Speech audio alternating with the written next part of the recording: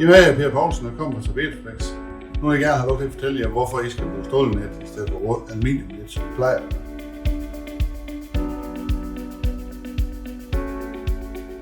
Når man bruger alunet, og man lægger det ned mod taget og begynder at trykke ned, kommer man til at trykke en bule i det, for eksempel om bagved, så kommer der en vandlomme, for den bule bliver ved med at være der. Den rejser sig ikke igen. Gør man det i et ståltrådsnet, så rejser den sig igen.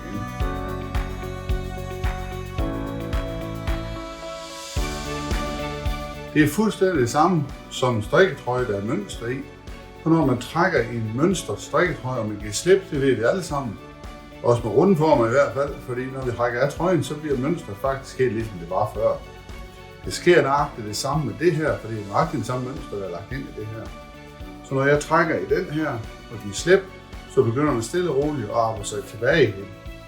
Det kommer vi til at stifte bekendtskab med, når vi skal kigge på og ikke lave vandlommer, som er det værste, der kan ske ved en flexinddækning med aluminium.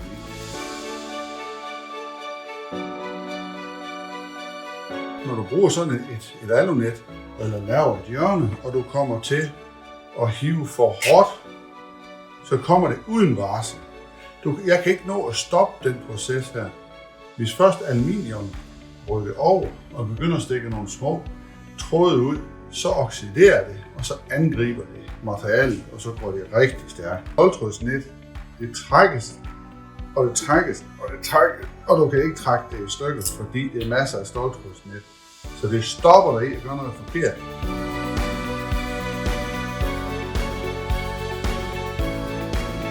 Det her med rustfri tråd har brug for klæbeevnen for at blive på plads. Aluminiumsnettet har ikke brug for klæbeevnen, fordi det har aluminiumstråden til at holde det på plads. Men hvis der er vand imellem, så hænger aluminium jo ikke ved. Når du kommer hjem igen, og der er en storm, så er det lettet. Den her op, den har lettet, inden du kører hjem. Hvis taget er vådt, så vil klæbeevnen ikke være i stand til at holde det på plads.